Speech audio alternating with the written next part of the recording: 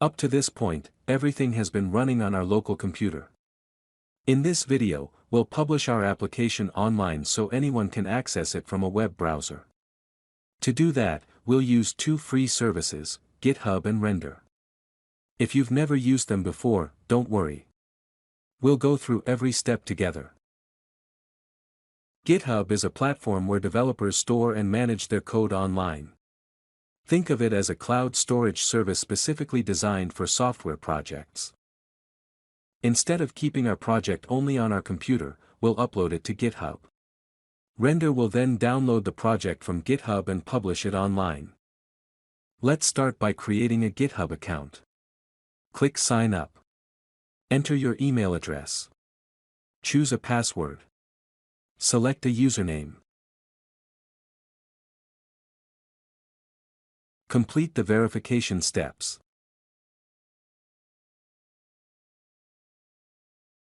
Once your account is created, you'll be taken to the GitHub dashboard. Now we need a place to store our project online. On the GitHub homepage, look for the Create Repository button. If this is your first repository, you may also see a message saying Create your first project. Click the green Create Repository button. Enter a repository name. For example, Excel Dashboard App. Leave the repository as public so anyone with the link can view the code. Then click Create Repository. A repository is simply a folder stored on GitHub that contains all the files of our project. Now let's talk about Render.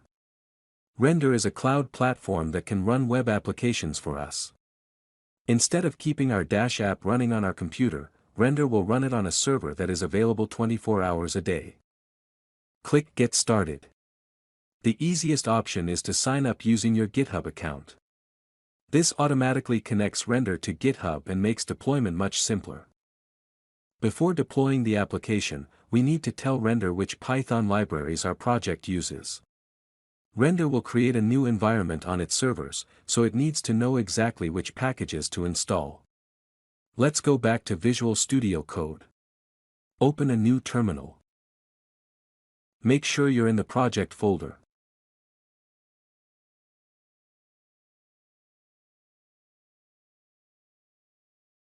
Now run the following command.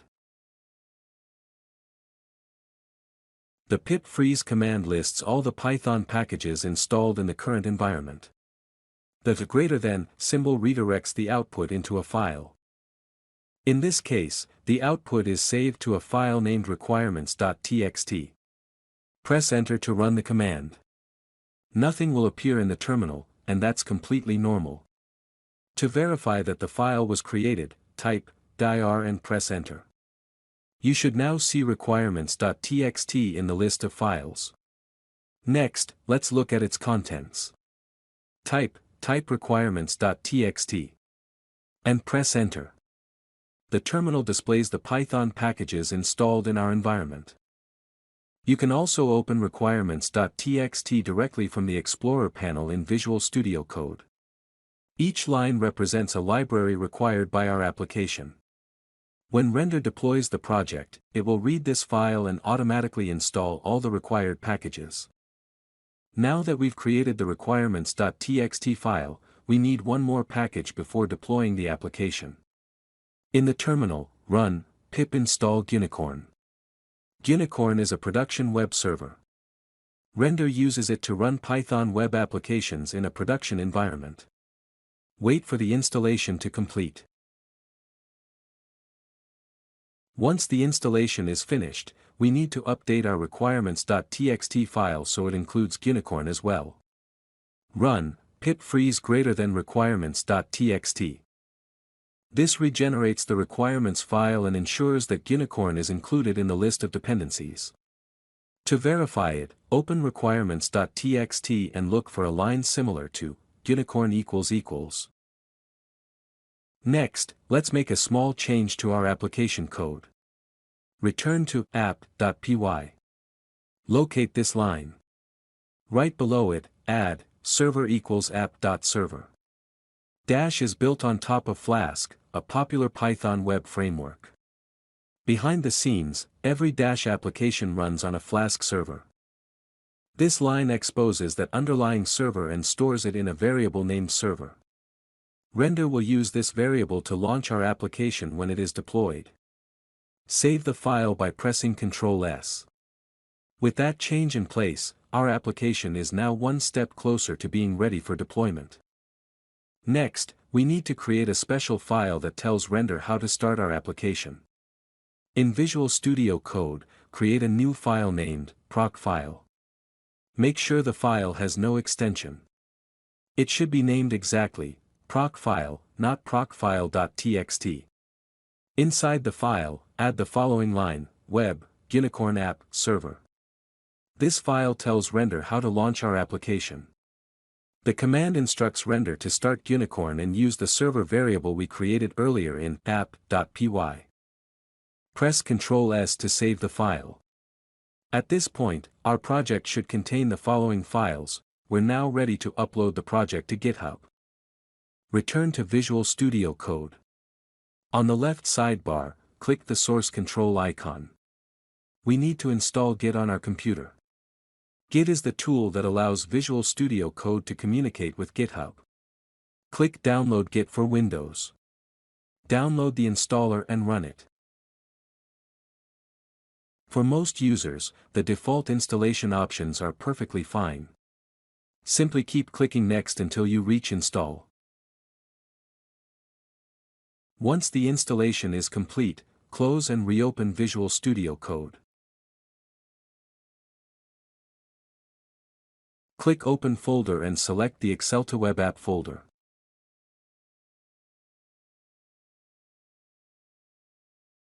Once the folder is opened, the Initialize Repository button becomes available. Click Initialize Repository. This creates a local Git repository for the project. Git can now track changes made to our files. After a few seconds, you'll see the project files appear under the Changes section. These are the files that Git is ready to track. Next, click in the message box at the top of the source control panel. Enter a commit message. For example, initial deployment version. A commit message is simply a short description of the changes being saved. When I click Commit, Git displays a message asking me to configure a username and email address. This information is used to identify who created the commits. Open the terminal in Visual Studio Code and run the following commands. Git config --global user.name, your name. Next, configure your email address. Git config --global user.email, you're at email.com. Once that's done, return to the source control panel and click Commit again. This time, the commit should complete successfully. Click Publish to GitHub. If prompted, sign into your GitHub account and authorize Visual Studio Code.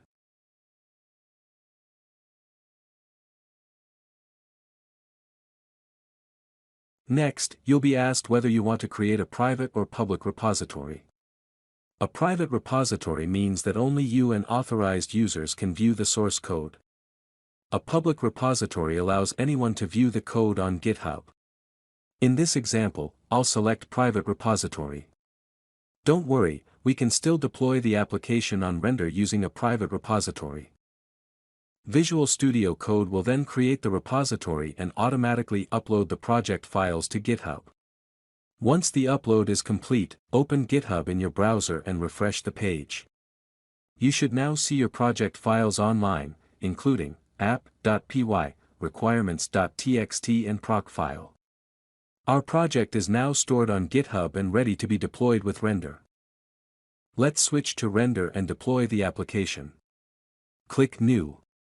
Then select Web Service.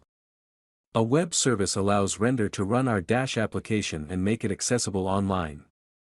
Render will now display the repositories available from our GitHub account. I'll select the repository that contains my Dash project.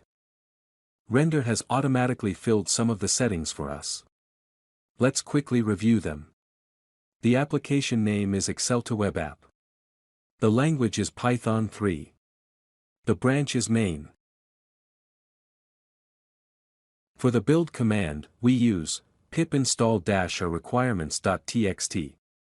This installs all the libraries required by the project. For the start command, we use Gunicorn app server. Here, app refers to the file app.py. And server refers to the server variable we added earlier in the code. Everything is now configured.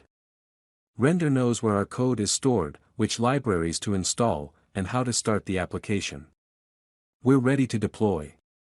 Click Deploy Web Service. Render will now begin the deployment process. First, it downloads the project from GitHub. Next, it installs all the required Python packages from the requirements.txt file. Finally, it starts the application using Gunicorn. Deployment completed successfully. Render has generated a public URL for our application. Let's open it in a browser. The dashboard loads exactly as it did on our local computer. We can upload Excel files, view the data, filter and sort records, export CSV files, and display charts. Our application is now live on the internet. Anyone with this URL can access it from anywhere in the world.